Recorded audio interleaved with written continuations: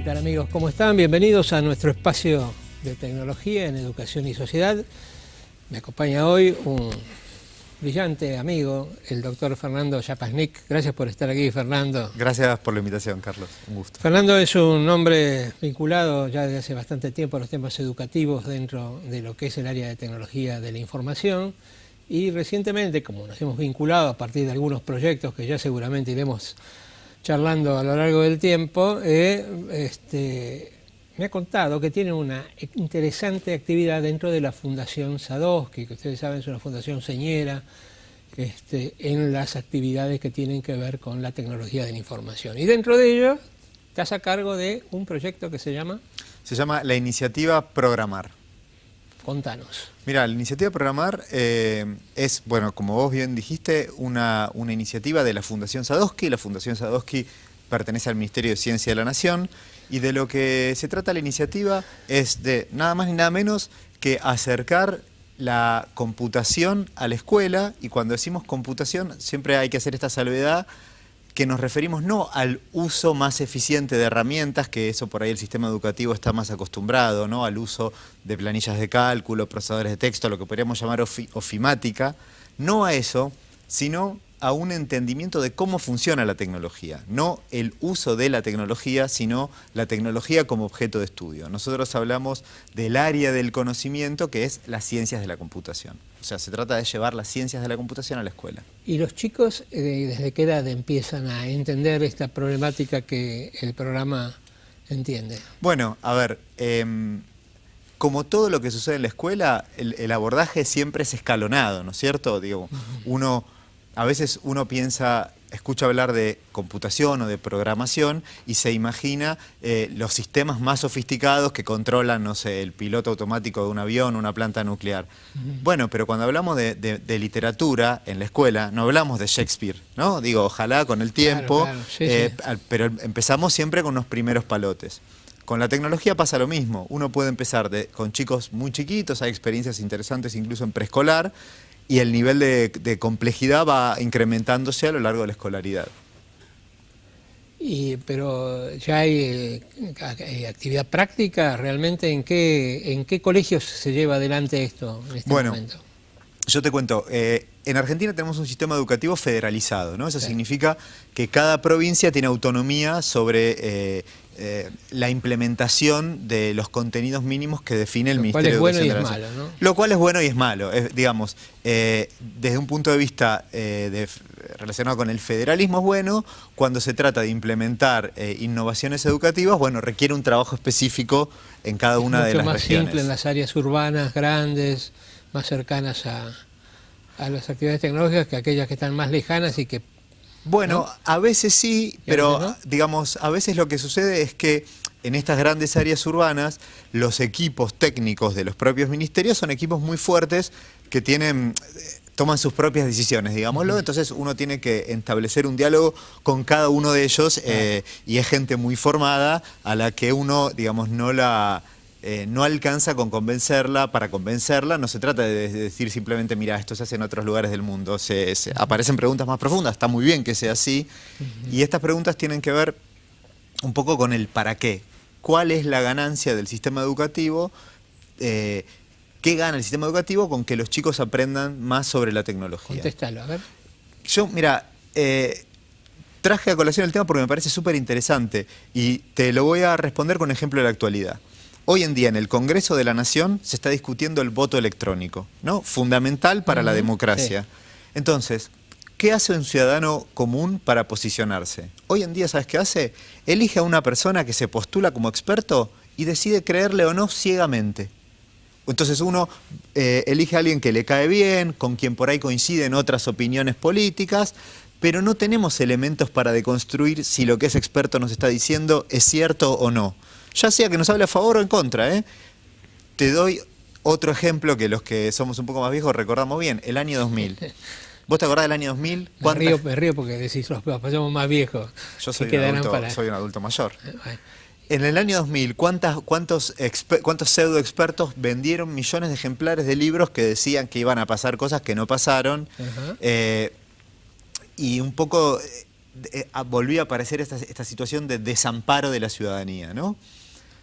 No podemos tener un concepto de ciudadanía bien entendida, de ciudadanía de primer nivel, de pertenencia ciudadana en el sentido de participar de los debates públicos de nuestra época. Hoy en día no se puede si no conocemos sobre cómo funciona la tecnología. Entonces, nuestra propuesta tiene que ver con eso, no con que la escuela genere programadores. Eso está muy bien para la escuela técnica, ¿no? Eso es una de las grandes misiones de la escuela técnica. Pero la escolaridad general, así como no somos poetas por tener literatura, ni historiadores por haber cursado historia, no vamos a ser programadores por haber aprendido a programar, pero sí vamos a poder entender cómo funcionan estos aspectos de la tecnología, y la próxima vez que aparezca alguno de ellos en la escena pública del debate, bueno, tener más elementos para poder opinar. En un libro como el que me trajiste tan amablemente y en el cual se plantean estos temas, ¿están direccionados hacia los alumnos o hacia los docentes? Bueno, el libro que tenemos acá es nuestro primer libro de actividades para el aula. Ajá. Y es un libro que está pensado para los docentes. Tiene secuencias didácticas para que el docente haga en clase, es decir, incluye las actividades de programación, la manera en la que el docente la puede presentar, la manera en la que las puede evaluar, y un poco responde a una pregunta que en un momento fue una pregunta novedosa para todos. Yo, al igual que vos, yo vengo del ámbito de la enseñanza universitaria, donde ya hay décadas de experiencia sobre cómo formar profesionales. Bueno, los primeros intentos de pensar cómo llegan estos temas a la escuela eran casi una transferencia directa de los temarios universitarios a la escuela, y esa claramente no es la respuesta. Entonces hubo que desarrollar una didáctica específica que se centre más en lo conceptual que en lo pragmático, ¿no? Digo, el profesional sí necesita un conocimiento pragmático muy fuerte porque va a ejercer de eso.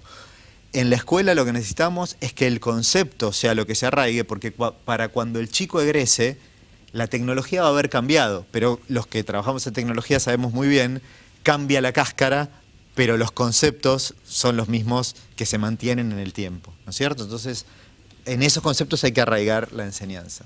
Qué bueno. Quiere decir entonces que yo lo que siempre planteé, la idea, pero a lo mejor es una idea muy propia, de que esto le ayuda al chico a una mayor capacidad de entendimiento. ¿Vos creés que el coding, como le dicen en inglés, ayuda a perfeccionar el entendimiento de la gente? Partiendo de la base que hoy vemos que los chicos que salen de secundaria no tienen capacidad de entendimiento de muchas cosas. Mira, es una pregunta muy interesante la que haces.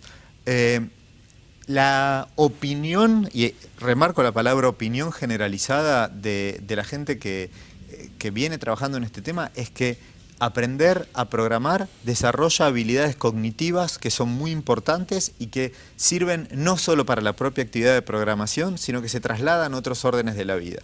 Y te decía esto de opinar porque en los últimos años estas opiniones se han transformado en estudios científicos que de a poquito van precisando qué queremos decir con esto. Entonces, por ejemplo, hay estudios que muestran que chicos que han aprendido a programar estando en la escuela primaria, mejoran sus calificaciones en el resto de las materias, por ejemplo.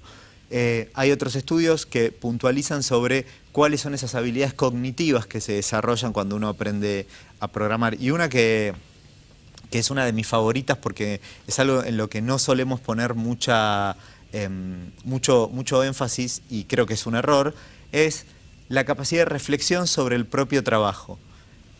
Todos los que programamos sabemos que cuando hacemos un programa y le decimos a la computadora que lo ponga a funcionar, a veces no se comporta como uno quiere.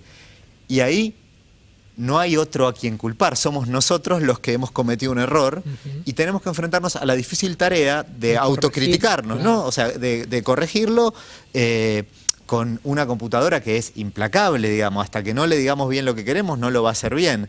Entonces, me parece que es una linda habilidad a incorporar, ¿no? La de tener una mirada crítica, una mirada incisiva sobre el propio trabajo.